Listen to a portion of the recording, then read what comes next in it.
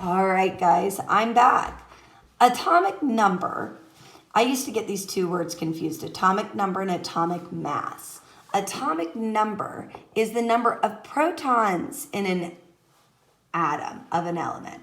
Atomic mass is the number of protons and neutrons. So when we talk about the atomic number, that's the protons. And if you look up at that periodic table, that's what makes a carbon atom a carbon.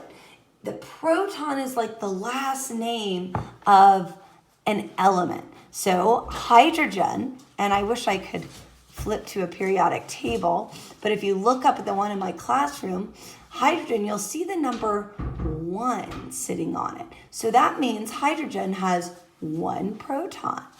If you look at carbon, indicated by the letter C, you'll see the number 6. That means the atomic number is 6 and it has 6 protons. In order to be a carbon atom, it must have 6 protons. If it has 7, it's a different element, okay? For instance, if you look up at hydrogen, it has 1 for the atomic number. That means it has 1 proton. If you look over across the table, helium, indicated by the letter He, these are the 2 elements at the way top of the periodic table. Helium has a atomic number of 2. That means it has 2 protons. So if you have a hydrogen, and this would be a nuclear reaction, so it doesn't happen, but you put 1 more proton, the hydrogen would become a helium. It changes its last name. Now, atomic mass is the number of protons and neutrons in an atom, okay? So right here, this is called atomic weight. Well, it's a little bit different, but for now, we're going to say it's the same. So it's 12. So you have the number 12 minus, so 12 is the protons and the neutrons. We know that the atomic number is the number of protons. So if we do 12 minus 6, that will tell us the number of neutrons. And last time I checked, 12 minus 6 is 6. So we have 6 protons and 6 neutrons. This drawing, if you have a second, you could label this. See, these are the protons that are positive. These gray guys are the neutral neutrons. And these guys here are the electrons. Now, if you look, we have 1, 2, 3, 4 neutrons and only 3 protons. The number of protons and electrons, that's the positives and the negatives, have to equal each other if you want the element to be neutral. However, the number of neutrons can differ. That proton number must stay the same, but the number of neutrons can differ. I want you to answer this table talk. If it works, maybe pause the video, but it says here determine how many protons, neutrons from the following information. If oxygen has the atomic number of 8 and it has an atomic mass of 17, so the atomic number is equal to the number of protons.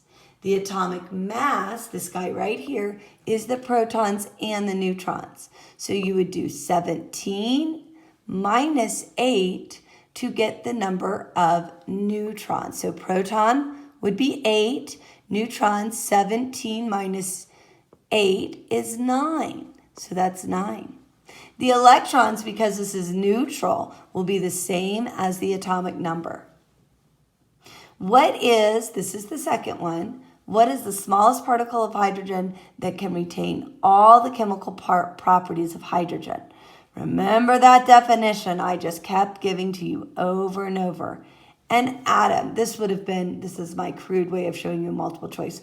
Which of these would it be? And it's going to be an atom.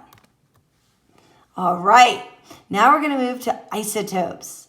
Isotopes are atoms that have the same number of protons, so that would be like their identity. Their last name is the same, but they have different numbers of neutrons. So all 3 of these are isotopes of hydrogen. Each of them, how do I know that? They each have a 1 proton.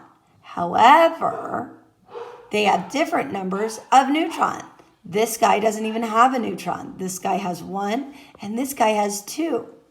So with isotopes, the proton number has to stay the same. Each one of these has 1 proton, but the neutron number can change. And it's still considered a hydrogen, just a different version of it. Okay? Because isotopes have the same number of electrons and protons, all isotopes of an element have the same chemical properties. And here's carbon. You'll see, so this is your mass number, carbon 12. So you would take 12 minus 6 and you end up with 6, right? So you have 6 protons and 6 neutrons. Here is carbon 14. The mass number is 14.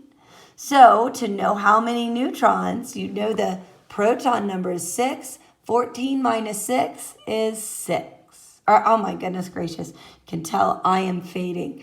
14 minus 6 is what, everyone? 8. Last time I did my math correctly, 8. So this guy has 8 neutrons, I think.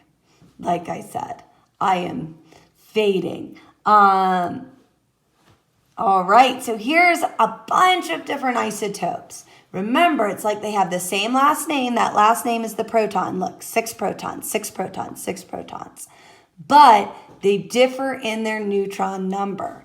And the way you figure it out is you take this atomic mass right here and subtract it.